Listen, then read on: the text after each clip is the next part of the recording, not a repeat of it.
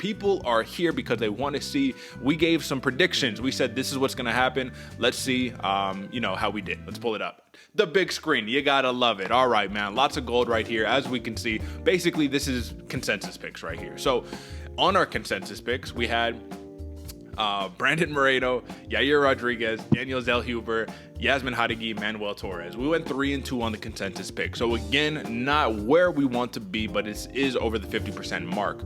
AJ, of all the times you could run the simulation in your head and say, all right, this is how these fights are going to go out, did you expect that our two headliners, our main event, co-main event, the people we probably had the most stock in, we were most definitive in, did you anticipate them losing in the fashion in which they did? Anticipate them losing the fashion, Derek? No, not at all. Maybe the Brandon Moreno split decision, just because we know how gritty both fighters are. Yeah. But man, this was an interesting one to see how just everything unfolded in those two fights. Absolutely. And folks, again, Ricky Tercios, Raul Rosas Jr., that was our contesting pick right there. That got canceled right before the fight. So that one didn't ultimately happen. I did hit on my prop. You missed on your prop here, AJ. You came damn close. I will tell you that. But let's move on over to the consensus picks. Just kind of open that one up. Again, 3-2. So that is the statistic that we got right there for you. And let's pull up this parlay watch right here, brother. Man, you came so close, and I want to talk about the controversial judging once again. This was another one because I tailed you right here. I was all in. I said Mendonça, Barcelos.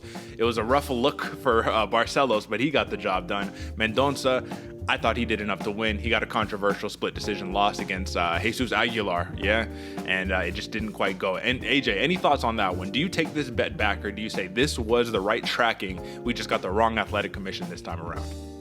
Absolute robbery, Derek. Somebody grabbed the shiesty mask and the heater, because this one had me frustrated, especially because before it could happen, before the prop really started to take off, I thought Mendoza had this one locked. Barcelos pulls through. I got robbed with a parlay. It is what it is. Sorry, folks.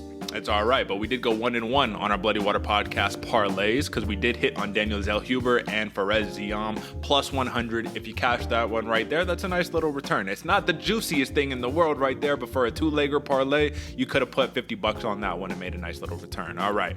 Finally, these props, as we mentioned, I hit on mine. You missed on yours, but yours, the intention, the thought process behind it, everything was there, bro.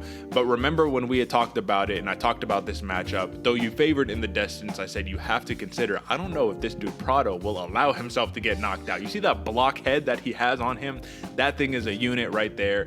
Again, intuition wise, do you think that if Zellhuber would have said, I'm not going to go golden boy tactics, I want to get my win, I'm looking for a finish, he probably could have got the job done, correct?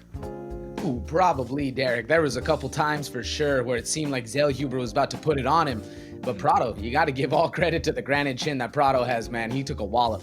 That's it. And then, folks, I'm here to tell you that when we're looking at women MMA over 2.5, you're hitting there more times than not. But more important than that, you have a fighter in Yasmin Jauregui, biggest favorite on the card, right? Ultimately, she put herself in a position to where she says, hey, listen, comeback fight. I got knocked out in my last one. I'm knocking out my opponent. We know that's not going to happen, man. Sam Hughes on the other side of that. Sam Hughes is a tough outing. Over 2.5 hits, minus 200. I almost wish I would have went full in just on the decision right there. Either way, the streak rides to 2. So that is your prop lock recap, folks, right there. If you're not riding with us, clearly you're not making money, because even though we didn't hit on everything, we hit on a lot of stuff right there. All right, AJ.